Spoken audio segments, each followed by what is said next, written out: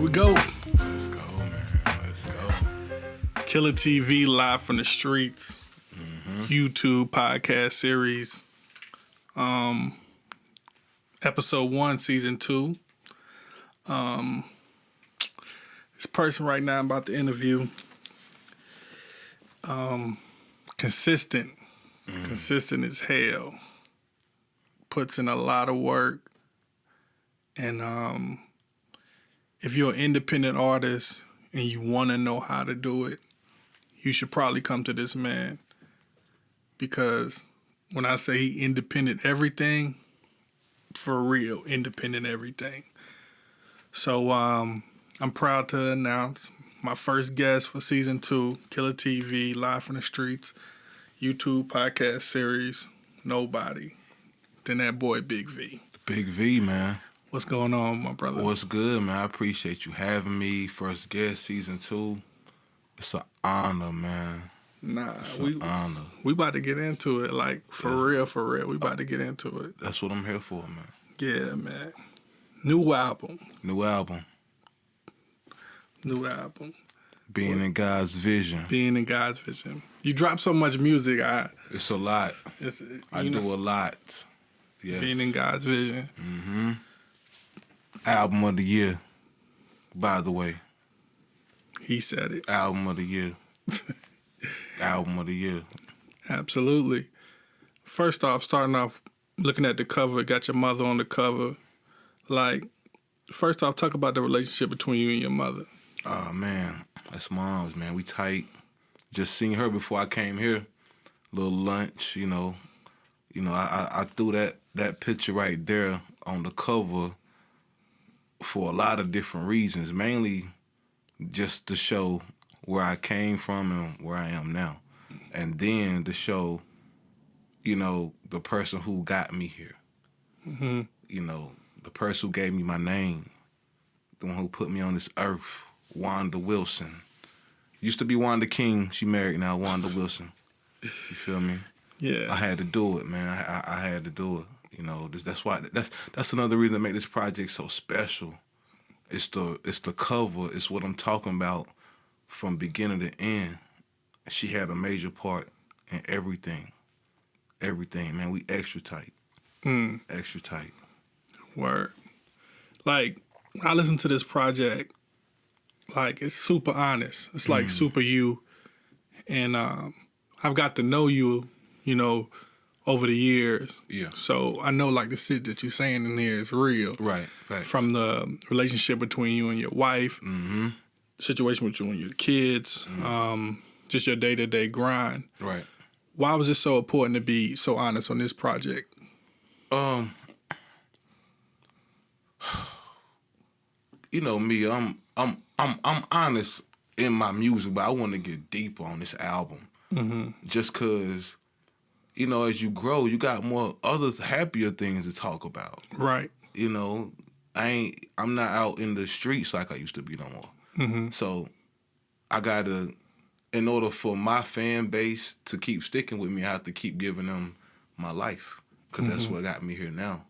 They seen me, talk about when I was in front of the store selling the CDs for $1 or $2. They seen me, go from that to put my own tour together and everything else. So now it's trying to take them deeper as I grow. Like, I can't keep talking about the same stuff that I was doing at 18 and 21 at 35. Right. I supposed to grow. And that's what this album is about.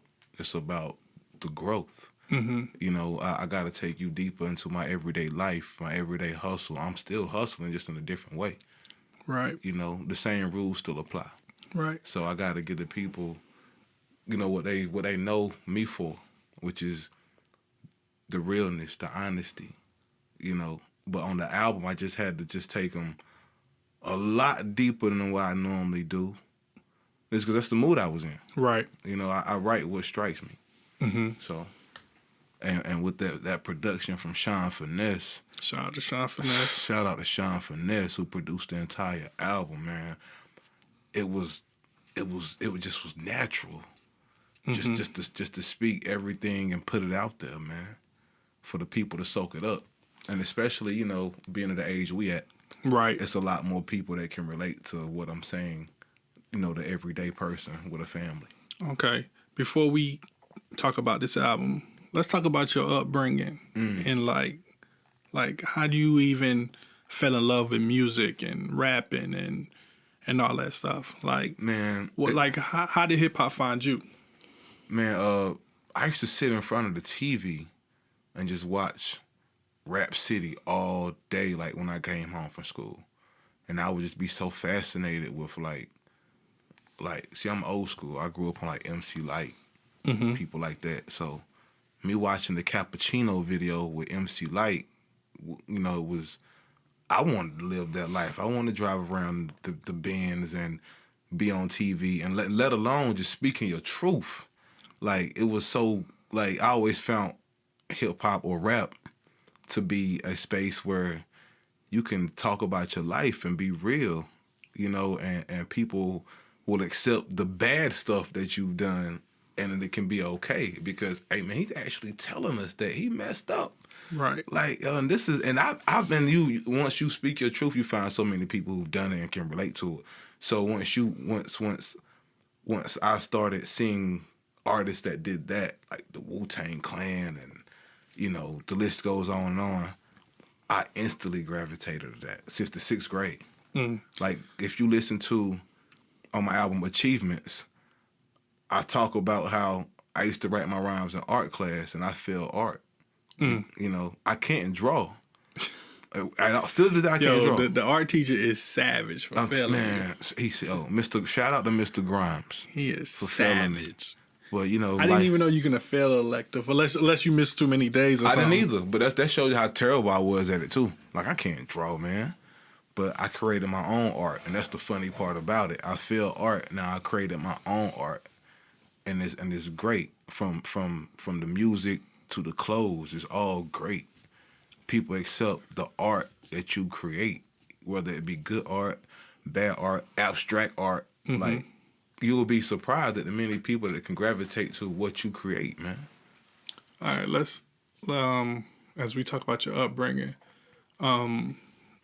like was it just you and your mom? Was it? I was raised in a single parent home. It was just me and my mom's, man. She used to go to night school. I was staying home by myself since I was like 7. Word. Yeah, she had to go to work night school. She worked a job during the day.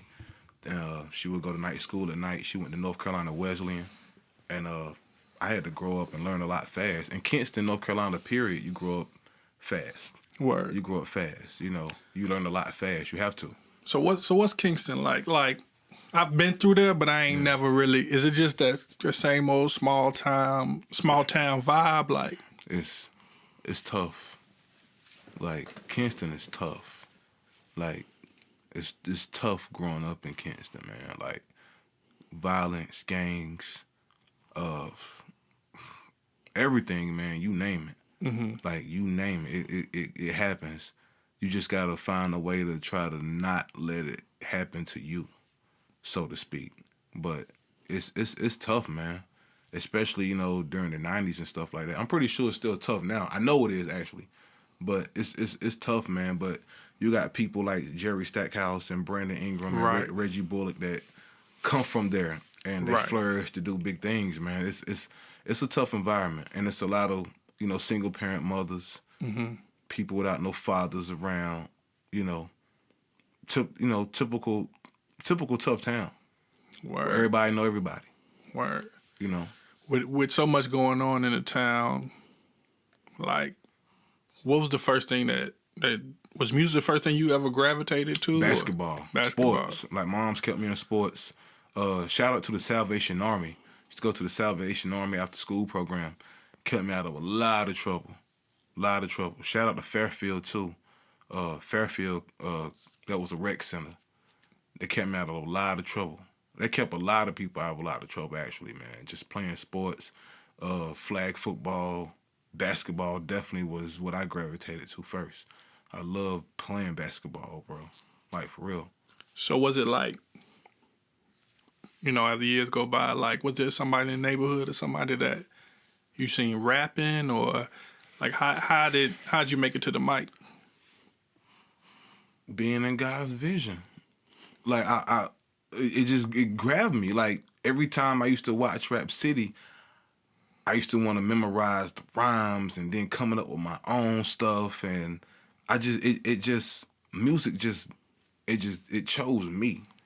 Like I was in the sports, but I always kept my pen sharp, bro. Like ever since I was 12, I always wrote.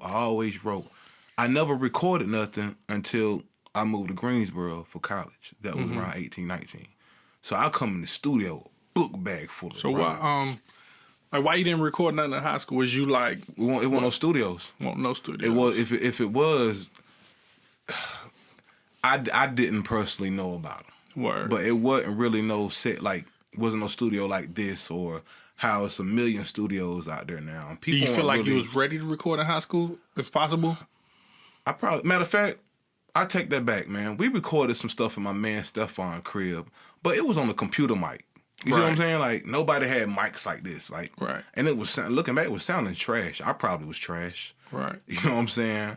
But I probably wasn't ready to put my talent out there and face the scrutiny or the opinions behind it or whatever. But I used to battle.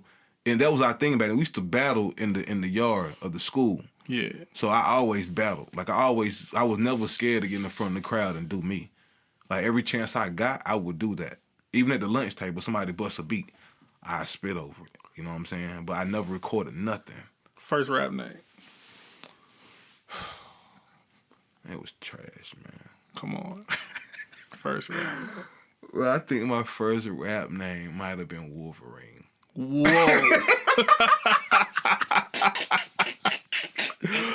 Oh, man. If it wasn't, it was something trash. I know I went by Wolverine for a little bit. And then, like, I think I tried to go by Snowflake. Because the flow was cold. Chill out, man. The flow was cold. You know what I mean? It was Snowflake. Bro, I'm so glad none of them stuck. Jesus Christ. But, yeah, for real, though. Snowflake, Wolverine, I struggled. It was trash. Word. People used to call me the track slasher. Wolverine, you feel me? It was, I thought you was an affection with X-Men. Well, nah. It definitely wasn't that. I am infatuated with X-Men in the comics, but yeah. All right. So moving along, get to Greensboro, North Carolina A&T. Right. Like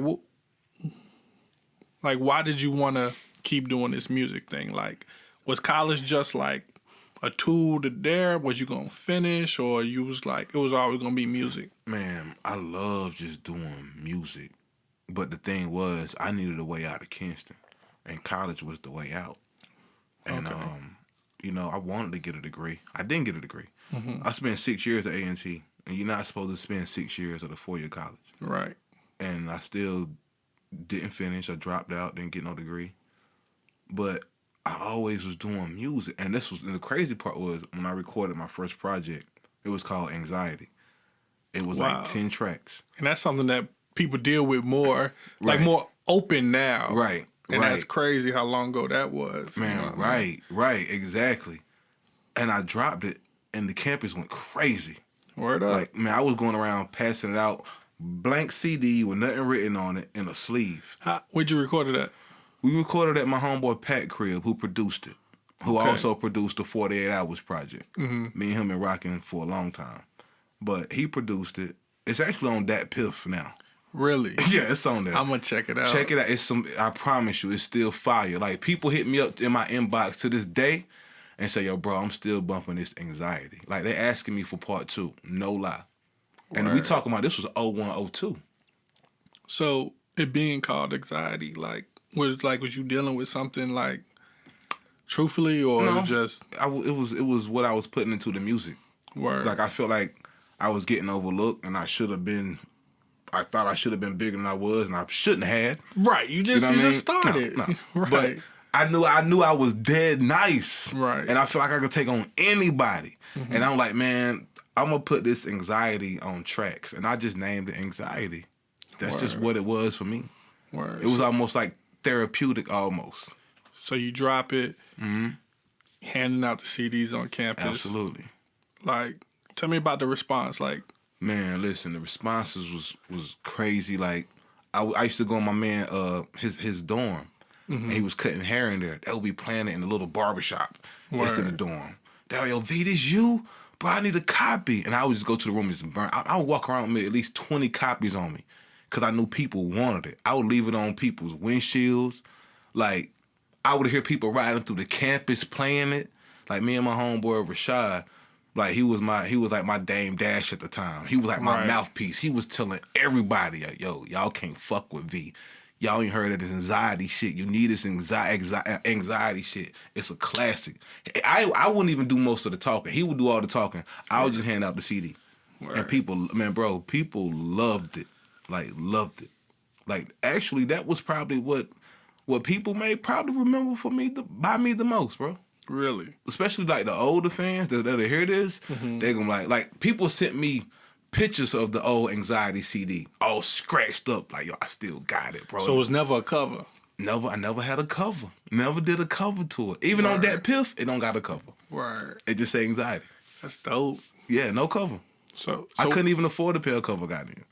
Yeah, and I'm guessing we talking like early 2000s. 02. 02. So, I mean, like, you had to, like, know somebody to exactly even get that, you know what I mean, get that a look. good graphic, get that look. You couldn't just, get your own thing and put it on no iTunes, none of that. It was harder then. Right. Way harder than it is now. Right. So what happens after the college experience? Like, so I stopped going. I brought the news to Mom's. Like, yo, Mom. I know that shit was tough on her. Man, that shit was tough for me to even tell her that. Like, that's one of the worst days of my life, actually. Because what took me so long was the disappointment I knew my mom was going to have with me. And I knew all the money that she wasted on college. And I'm like, fuck, I don't want to tell her I don't want to do this no more. But I got to because I'm not happy. And she can tell because the grades are going home. I'm getting C's, F's, having to retake Cal.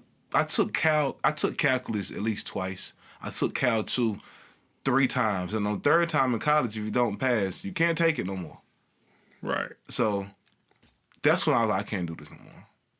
So I started working at, UPS. Where I met you. Right. I worked there, and I was still doing my music. I would take my paycheck and invest in my own studio. Like, that's how I was end up buying my mic and my mixer and computers and things like that. My first couple of cameras. All that stuff just came from me investing in me. What was, like, the first solid piece of equipment you bought? My mixer. I bought a little small mixer because it was a little bit cheaper than a mic. So, yeah. Like, when I first met you, like, because, I knew our mutual friend, Wax. Right. And he would always say that you, first off, he would always talk about you, like, all the time. Like, yo, V, that dude. Like, V, that dude, all the time. Shout out to A-Wax, man. A-Wax, the God King. What up, boy? What up, Wax? Like, he would always talk about you, like, yeah, I record at V Crib and all this other stuff. And I would see you from time to time. Yeah. And the first time I really was like, oh, shit, this V dude might be all right, might be something, was I seen your CD at Caps. And I was like, I told my partner, I was like, oh, this the dude Wax talking about that work with us, V. Yeah. And you had the CDs on the table for free. And I was like, okay, I'm going to take one to the crib. Yeah. And so, when sometimes I show you that picture of me having your CD. Yeah. That's the one. That's the one I had at Caps, and I was like, all right. Yeah. All right. Yeah, got something. That's what I was doing. I was running around just putting my stuff in every store I could. Right. Like, even convenience stores, like, just putting it out there and letting people grab them. And, man, that helped me out a whole bunch because a lot of people didn't know who I was until they met me, and they would like, oh, this is you right here, man. I got the CD from Cap, so I saw your CD and such and such. So that will even make me go even harder. Like, I'm going to put this out everywhere. Like, everywhere. I don't care who they buy it or not. They listening to it. Because when you first start out, you just want people to hear you. Right. You just want to be heard. I still want to be heard by everybody in the world. That's still the goal to keep me going. It's just the feedback, you know, like people want to hear from me. People always ask me, when you putting something else out? Like even now they want to know when you putting something out. I just dropped the album. Right. Let the album sink in. Even though I'm about to drop soon, relax. Right. But that's what come with the game, and I appreciate it, man. You know, I do. Like, talk about the struggles of being independent. Like, because you was like, I mean, I ain't gonna say it's easy because it's still hard to do all this, but in my mind, in my eyes, it was so much harder when you was back then putting out shit. Yeah. Like, talk to me about the struggle of doing all that. Like, you had a cover, you had to record all this, you had to learn how to record, mix, work the board. Because I'm pretty sure you was doing all this yourself, right? Absolutely. So tell me how hard that was. Man, a lot of fucking up. And again, shout out to Wax. Like, Wax was always the guinea pig, seemed like. Word. He would always just let me do whatever to whatever he had going on. Like, he was the first guy I shot a video for. First guy I ever engineered other than myself. Like, he would always be like, yeah. Matter of fact, he was the first guy I did a T-shirt for. When I started my business, yeah. He was definitely the first guy to get one done. Like, just a lot of trial and error, man, and a lot of stuff not coming out right and doing it over again, turning this down, turning that up. Like, just learning your way around the studio, so to speak, and the camera work and all that. Because I was dealing with people that, like videographers who would come to the shoot, camera battery already low because they want to hurry up and get it done. My footage ain't coming out. I got people that I shot videos with I still ain't seen from like 07. Wow. Like, you know, but I was like, you know, I got to learn how to do this on my own, so I don't have to go through this. That's when I started learning how to do everything. Like, everything I could do, I learned.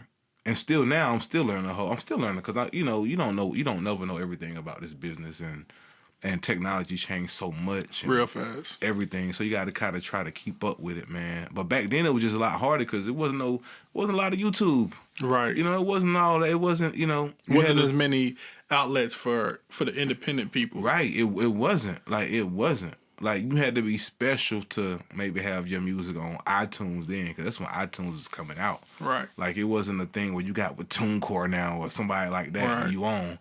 Nah, it was definitely hard, man. Like, it was a struggle. Like how hard is the struggle of posted up? Like, I don't know if people should do this or not, but how hard is like to deal with the rejection of posted up somewhere, you handing out your CD and somebody saying, "Nah, I don't want that shit." Like, bro, it's tough. Word. Like, that happened to me a lot. Like, it's tough.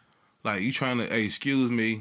Nobody don't want to talk to you, especially females, because I always think you're trying to talk to them. Like, I'm just trying to get my CD off, baby. Right. You feel me? Like, but it's tough because you know how good the music is, and you want everybody to have the same reaction to it.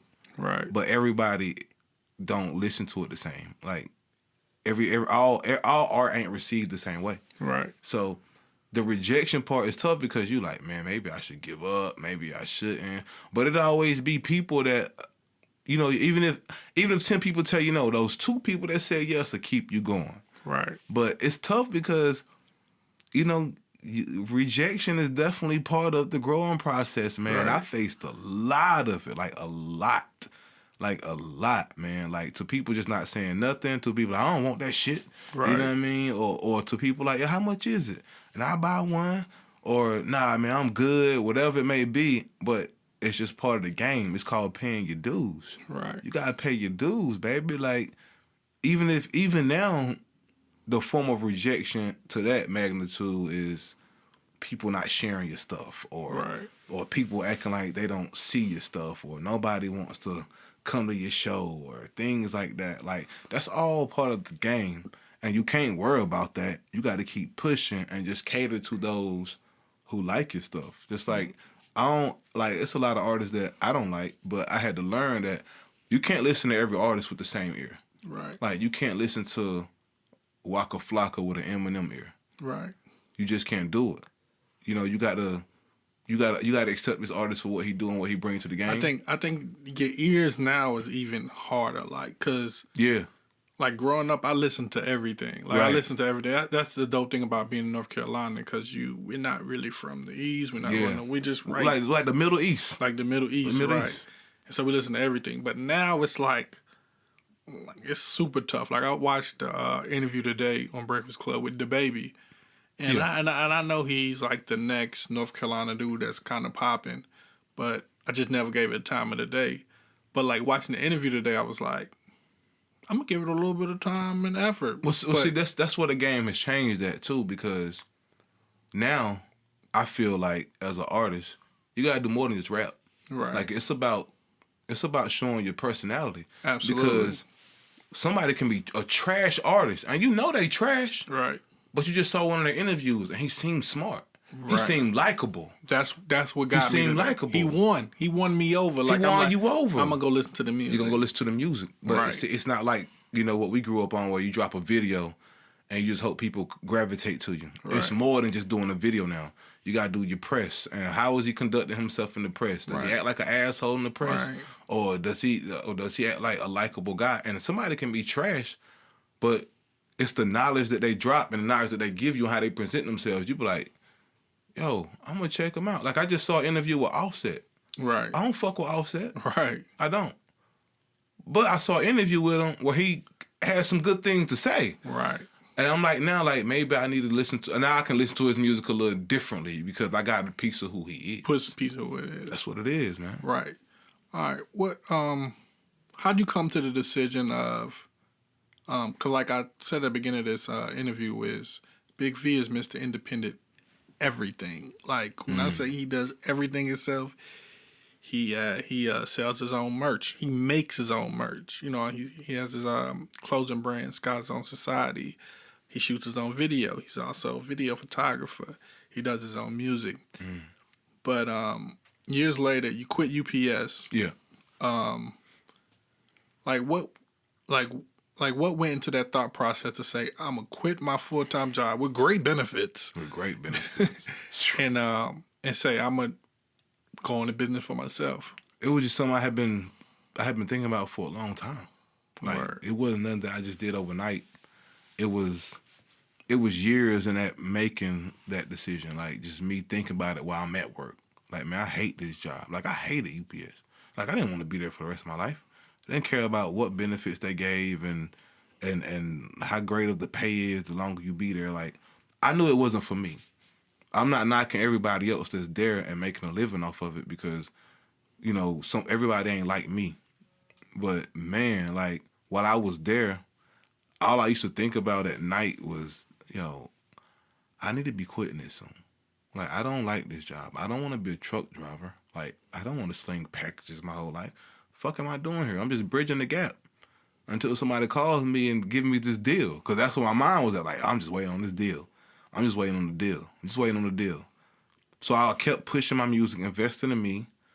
And then, like, around 2009, like, I always been into fashion. But I was like, yo, I need to start my own business of doing my own stuff instead of having to go to the mall and get this stuff made. Right. Like, how can I do it? So I just started researching. How can I do it? What's the most creative ways to put your own merch out, to start a clothing line, things like that. So then I actually took about a year of just doing that on the side. Like, just making my own stuff for me, not for everybody, it's for me, and just wearing it and just seeing the reaction I got off people. And people like, where'd you get that from? Like, I did this. Yo, you did that? Make me one. All right, bet. That's a customer now. All right, now we in business. Okay. So one customer turned into 5 turned into 20, and so on and so forth. So now I'm still at UPS, and I'm doing this on the side. Word. Oh, you started Sky Zone before you even quit. Absolutely. I didn't know that. 2010 is when I say I actually started Sky Zone Society. What year did you quit UPS? 2012. You quit 2012. I quit August 2012. Word. Actually, yeah. And Was it scary? Like not knowing when your next income gonna come, or? I would say it would have been scary if it weren't for my wife. Well, she was my girl at that time. Okay. I had a good support system behind me who was like, "Yo, quit that shit. Like, you're not happy there, V. Like, quit that shit. Go ahead, do you. And with that, with that okay behind me, I was good just going forward. Because we had a conversation like, I might not be making a lot of money from this at first. She like, yo, if you happy doing it, I'm happy to support you. It's not about the money. Like, don't worry about the money. I just want you doing something that you love. Cause I'm coming home miserable as fuck from this job, bro. Attitudes, it was taking a toll on me and her, really. Cause I'm like, babe, I'm tired of doing this shit. I can't do it. Like, I would even start calling out of work. Like, I'm not going there tonight. It's Friday night. I got stuff to do.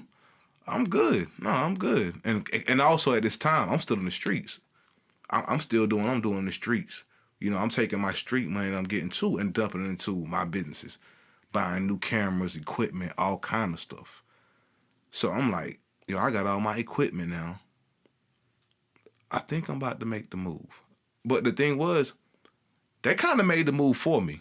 Because what happened was, I hurt my shoulder at UPS. Mm-hmm. And when I went out on leave and like I was supposed to get my surgery through their benefits, the doctor called me the day before the surgery and was like, yo, we don't have any benefits down here for you. It's showing that you're unemployed. I'm like, it can't be because I got my supervisor sign off on this and they know I'm out on leave. I have my paperwork. Right. What are you talking about? Right. So then I called UPS. My supervisor didn't even send my paperwork in to the Charlotte area so I can get my leave. So you got to think, I've been out of work for almost 2 months. Ain't nobody calling. If you know that's not like me to not show up for work for 2 months, why wouldn't you call me? Why wouldn't you call my next of kin? Yo, is V dead? Is he okay? We ain't seen him in 2 months. You kind of just let me go, which was a blessing in disguise. Mm-hmm. Cause I'm like, all right, cool. Y'all kind of let me go already, so let me just continue to go. Word. Yeah. So that's how that really unfolded. So it was like, being in God's vision. You feel me? It was something I wanted to happen. It happened. And now we here. Word up. All right, we're going to take a quick break. You know what this is. Killer TV, live from the streets. YouTube podcast series. We here with the homie Big V. Be back in a second.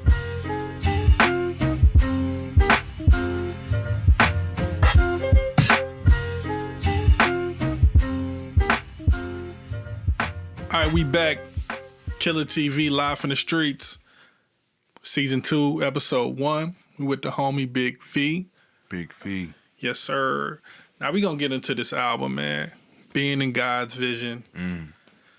Like, you a cocky ass nigga, boy. Yo, hold on. I'm not gonna let you put that on me, man. You a cocky I don't think I'm nigga. cocky. I'm not. Wax is cocky. Wax is cocky, but he's arrogant as well. Shout out to He's arrogant and Wax. cocky, and he says crazy things. Right. But we love him though. But he says some crazy things. We love him. I only say that because it's like you was like off Jump Street. You was like, yo, album of the year.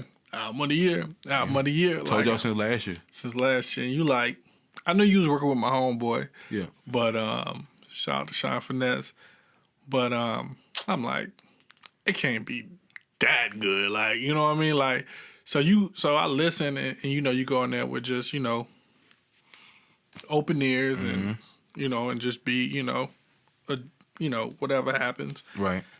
Played it first time and I was like, oh shit. Like this nigga like really got one. Like for real. Just right off the rip. Yeah, man. Like talk about that process. Like what was the initial process of putting this album together? Like it was, well, me and Sean had been going back and forth since like June. Word. On just production and the direction of it. And I knew what I wanted to sound like. Like, I didn't want it to sound like a mixtape. I didn't want it to sound like an EP. I wanted it to be an album. Like, I wanted it to be something I hadn't created before, and I feel like that's what this is. I think it surprised a lot of people. It did, and that's not to say like the rest of your music wasn't good or anything, but it's just the beats you picked Yeah. the subjects you talked about, the honesty, Yeah. like it was all there. Yeah. I mean, from the album cover, like it was flawless. It I mean, it I was appreciate it, man. it was flawless. I appreciate it, man. It was, and that's what I was. I swear that's what I was going for. That's why I kept telling people this album of the year. Like, Was it always 7, or did you had like a few leftovers? me and Sean, we was going for 10, but the other tracks didn't fit the vibe that the other 7 had created. Mm-hmm.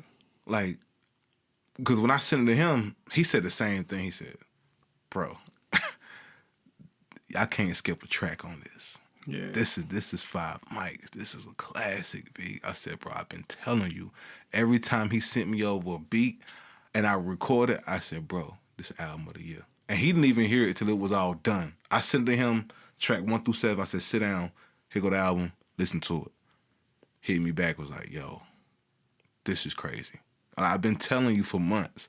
This is it right here. This is it." And I knew it was it because I just felt it, man. I felt it. And that's why I'm going to continue to say album of the year. And it's not to be cocky. It's the belief I got in this project. I don't care who come out this year. Hova, Nas, drop your shit. I don't care who it is. This is being the guy. This album of the year. I don't care Drake. I don't care who come out. When I say album of the year, I'm not just saying on the underground level. No, album of the year is album of the year. When December come, people gonna look back at this and be like, yo, I haven't heard a flawless album since being in God's vision. And that's how I feel.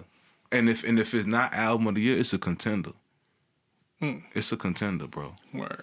Let's get into a couple joints on the album. My favorite, Colorblind. You know, if people know you, but if they don't know you, if they listen to this, you in a interracial relationship. Facts. And why was it so important to talk about that in this song?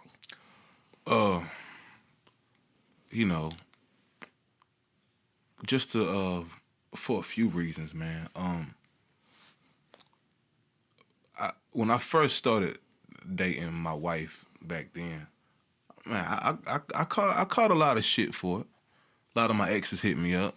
"Oh, I ain't know you like white girls." Well, bitch, you don't need to know everything. You feel me? Like, okay. And again, us as black men, we get a lot of shit for that. Right. But here's what I rebuttal back to them with: like, you can't help who you fall in love with. Right. And what I'm gonna teach my kids is don't limit yourself. Like, a lot of women, black women actually, are very unhappy with themselves and the person who they're dating. And I was taught, if you don't like what's around you, change it. Right. You know what I mean? Like, change it. Like, and again, you can't help who God has in your past for you. Whether it be Asian, white, Russian, it's up to you. Like, we fall in love with people who we never thought we would fall in love with. Absolutely. You know what I mean? What was like that first time that you got like that weird look in the grocery store from like black chick that be like, man, it was restaurants, everywhere, grocery stores, and my wife, she's so used to it by now because all she's dated her whole life has been black men.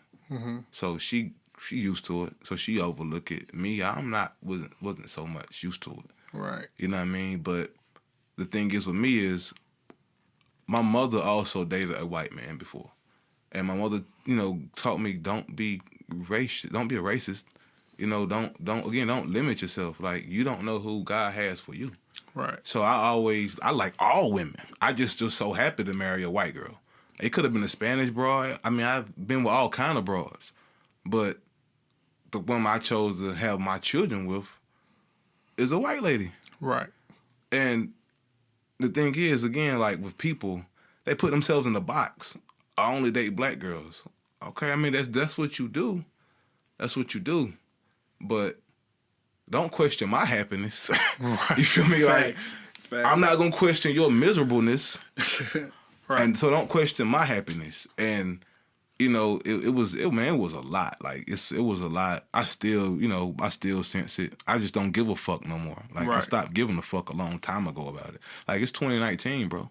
Yeah. Like get over that shit. Get man. over that shit, man. Like man, if it's in a racial relationship, being gay, I mean, whatever it is, man. Fuck that shit. Be happy, man. Like I don't give a fuck what you do. Right. Like be the fuck happy. Our time on this earth is so fucking short, man. It's short, man. So look, whatever be a good person. Right. Just be a good person. Just be a good person. Like no matter what you are, man, be a good person. Be a good person. And as you can see, like my wife supports me in everything. She supports you. She supports I was surprised us. when I pulled up and I didn't see her because it's me and V do a lot of work together. Right. And anytime we do anything, his wife is always right there. Always right there by his side. And it's nothing about her being insecure. She likes to support.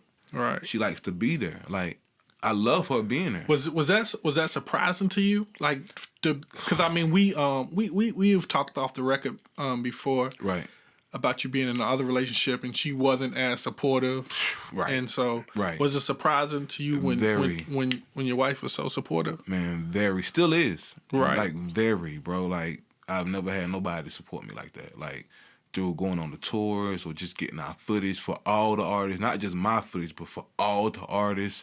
Just lending a helping hand when she can. Being in the web series. Right. You know what I mean? Like, she just down for it. Right. Like, she just down for it. She know how much it mean to me.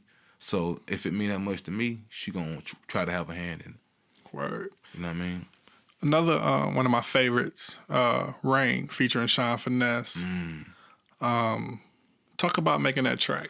Man, I'm gonna tell you, he sent me the track, and I was like, oh, shit, this got that feel. He was like, I only got one request. I want to be on it. I ain't had nobody else featured on the album. Come on, Sean, come on. He sent the verse back in probably like a day. Word. And I was like, oh, it got this feel. And when I was writing my verse, like, it was literally how I started. I was in the studio writing rhymes, and it was raining, and I had my door open, and I was just vibing to the beat, and that's how my verse came about. And the song, and it actually was raining that day. So I'm like, yo, this is meant to be. This is really album of the year. Like, this is coming together. This is being in God's vision to the utmost, bro. And all I could do was just sit in the studio and just laugh and laugh and laugh, because I mixed everything down myself. So I'm hearing it before anybody, and I'm like, man, oh my God, bro. I cannot wait to put this project out. This is magical. Like, this is just magical. Like, that's just what it felt like. It's magic. Like, it just kept coming together. Even down to the interlude with my homegirl Countess. Oh, that was like a real person? Hey, that's a real person. I know her. And I'm gonna tell you, I follow her on Instagram, and I was listening to it on the ride over. Yeah. And I was like, oh, this must be a YouTube clip he found or something. Nah, man. I know her actually, and I saw that clip. She posted that clip on Instagram, and it caught me, because she was like, I know I rant a lot, but writing is my passion. And I felt that so much. I was like, yo, and I hit her up. I said, yo, I want to use this clip that you did for my album. And I also, going forward, I want you to do poetry specifically for my album. So you're going to be hearing a whole lot more of Countess. Word. Like, she's dope. Like, she don't even know she's dope, but she's dope, man. Like, and that clip just inspired me so much, because that's how I still feel. She was like, I'm doing this job just to pay some bills, but writing is my passion. Word. I'm like, yeah, I can feel that. And you start the album off with a headbanger. Yeah. Happy. What makes Big V happy? You want me to go down the list? Go down the list. Go down the list. Man, good friend, genuine friends. Because a lot of people ain't genuine. Like, a lot of people ain't genuine. It's people that call themselves my friends, don't know no one fucking word of my songs. You're not my friend. Stop saying we friends. You're not friends. If you don't come to my show, you're not a friend. You don't know not one artist. If you got friends that say they're your friends, they don't know any words to your fucking song, they're not your fucking friend. They're not your friend. If you a creator and they don't know what you create and you bust your ass every day and they see it and they still act like they don't know what you create, they're not your friend. Friends support people. I know what you do. You know what I do. We are friends. We know what Millie does. We know that West Side Rob coming in June. We gonna support that. We are friends. Yes, sir.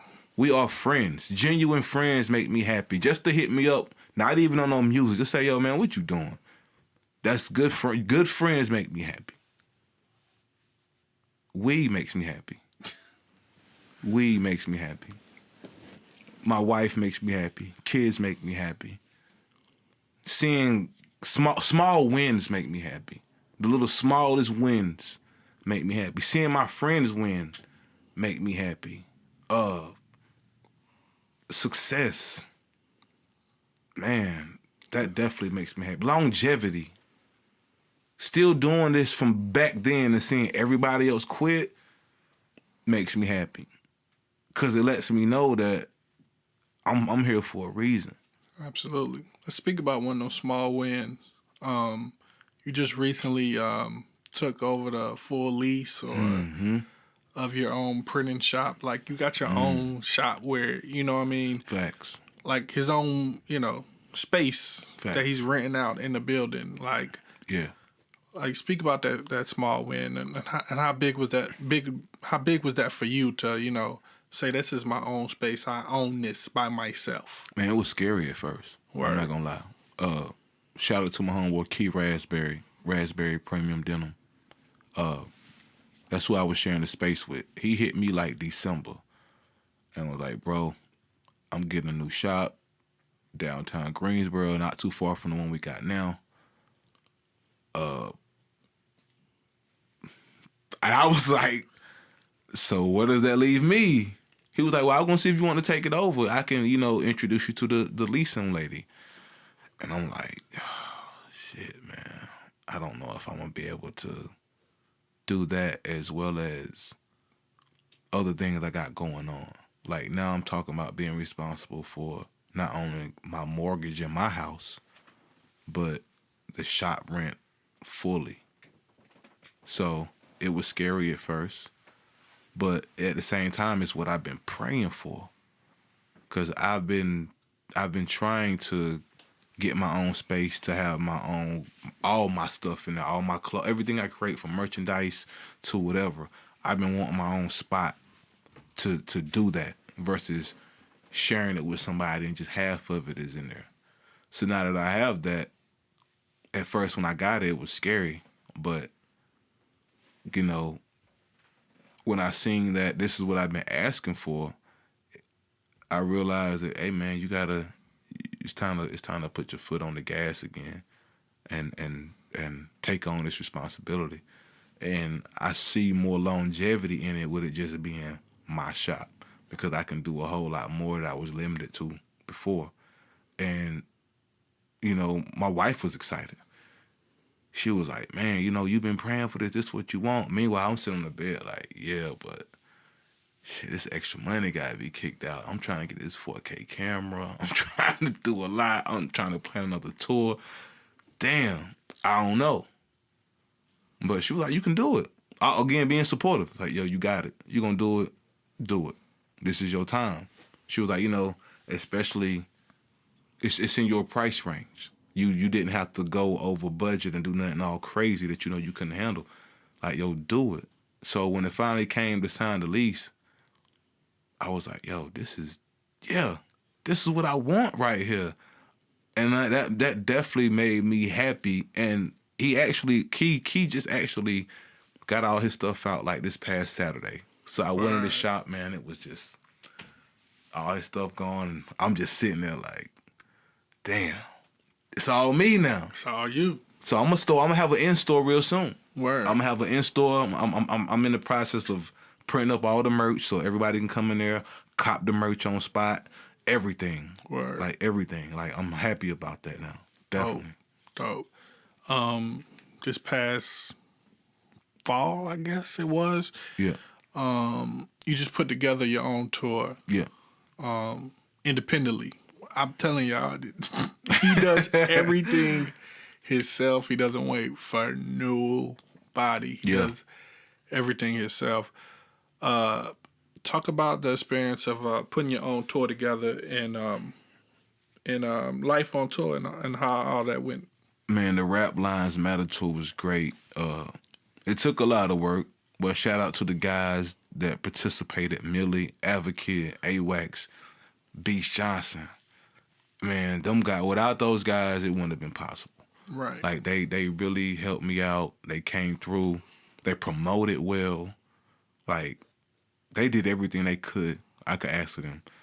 Man, the life on the tour was for me. It was so rewarding because a lot of guys hadn't been out of their own city. Right. Like Wax had never been to Virginia. Right. So to hear him say that was like, yo, wow, this is crazy. Like, Right. you know, I'm changing his life. Right. You know what I mean? Like, I'm changing his life, and it was fun. We shot videos on the tour. We actually got a little bit closer.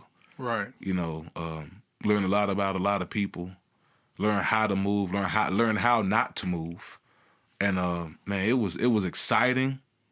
Every show was fun. Everybody came prepared. Like, I couldn't have asked no more of the guys than what they gave, man. Like, it was incredible to see it actually happen and to see that's part of our history now.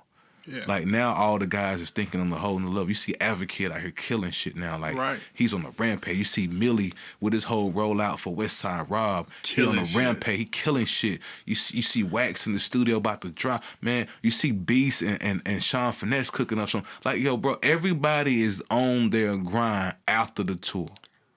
Like, that's what I love about it the most. I think it motivated everybody even more to see, like, yo, we really went on the tour. Like, yo, V don't really be playing about this independent shit. Like, it's really out here for the taking. Like, I taught guys how to sell their merch, how to always have some CDs on deck.